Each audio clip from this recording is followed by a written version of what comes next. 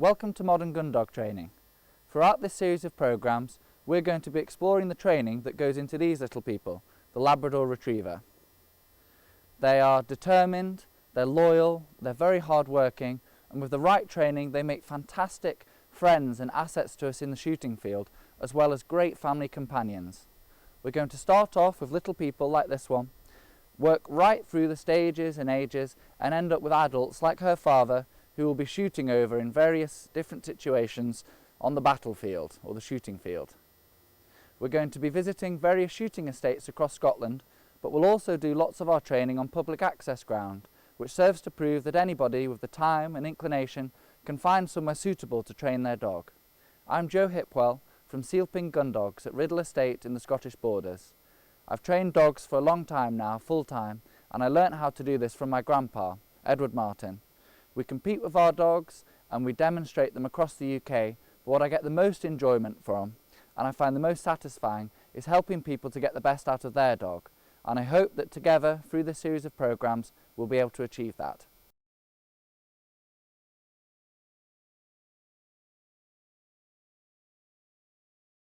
I'd like to introduce you to Bella. Bella's a client's dog that's here for a month's basic training. She's just 8 months. So the story with her is I'm going to have her for a month, and she's a couple of weeks into that month, and then she'll go back to her owners, and then she'll come back when she's older, and we'll take her out shooting and properly experience her. Good girl, and she'll be here for a longer stay then. So we're just getting to know her, introducing a few rules, doing a bit of basic retrieving and heel work and that sort of thing. So I'm just going to show you a typical training session that I'm doing with Bella at the minute. Like I say, she's 8 months old.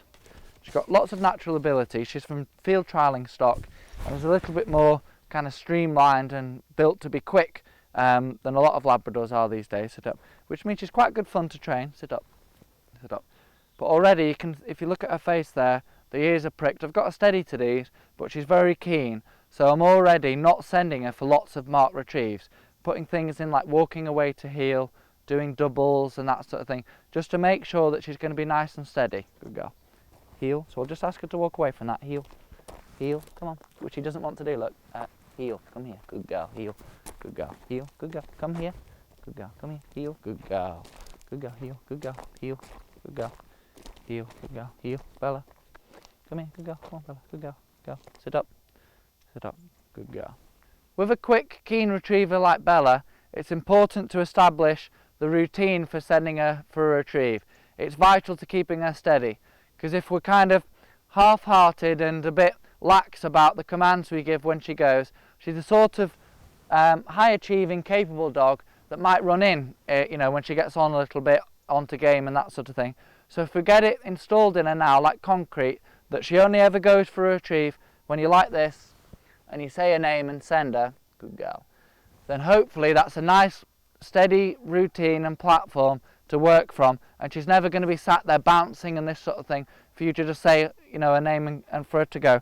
Particularly for a client that's going to do a lot of shooting from the peg, and steadiness is the, you know, the topmost priority. Good girl. So I'll just put my foot down, point where I wanted to go, and just to teach her to only go on her name, sit, good girl. Just to teach her to only go on her name, you see how keen she is to go. You want to bend down like that, and don't send it. No, no, come here, no, no, good girl, good girl. See, it's definitely a worthwhile lesson for her. Good girl, good girl, sit up, good girl. So at the minute, look, she's anticipating what I'm going to do. That's why she was just going before she was asked then. Good girl, sit up, good girl.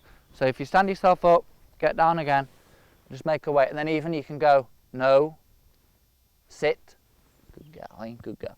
So she really just waits for her name. Bella.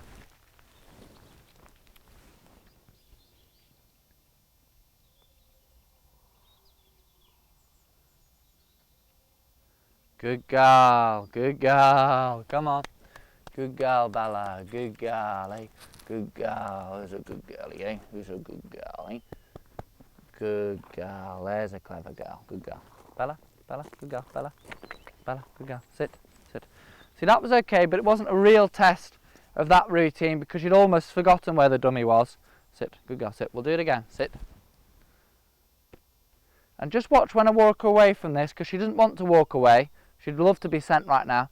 When I walk away, her heel work won't be perfect, because we're not perfect yet off the lead. She's very good on the lead, But you'll just see, I'm just going to use my hand just to tap her, my voice to keep her in at heel, so she doesn't mess about too much. Good girl. Heel, heel, heel.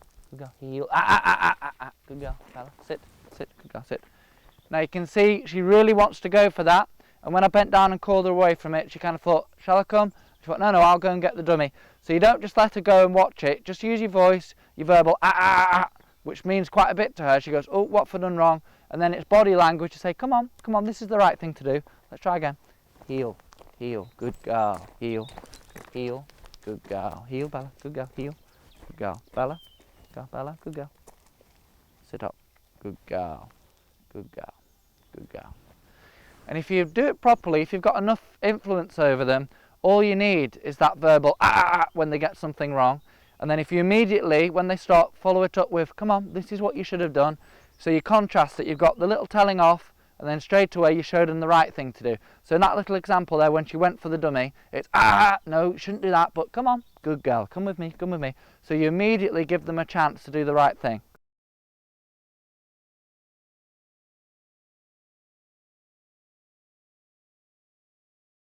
Okay, we've got Dexter. We're going to do a bit of work on the stop whistle because it's not quite as I'd like it to be. So I'm going to set up an exercise here where I can practice blowing the stop whistle and insisting that he listens to it. And the way to do it, you want it to be a positive thing when he hears that stop whistle.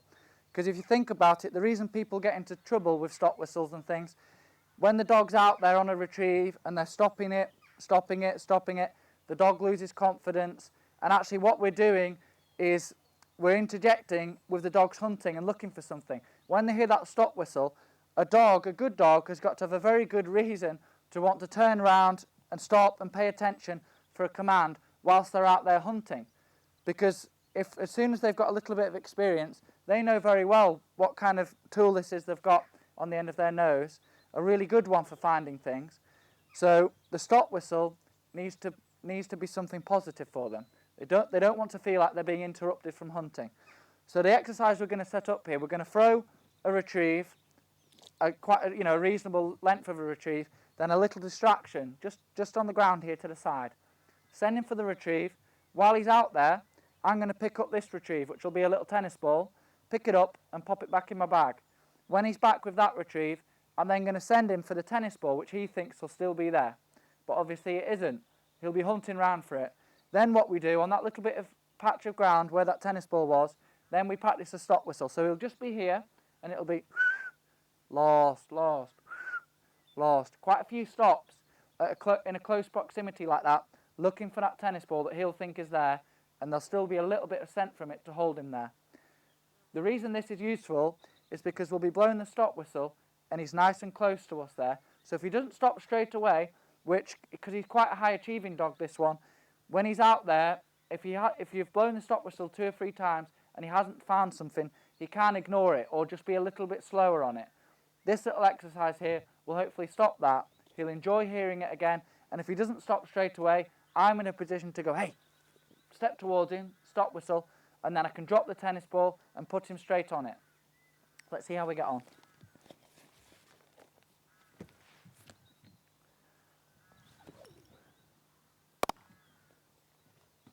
Now he likes jumping, so we'll give him one over the jump. Sit up. Sit up. Sit up. Dexter.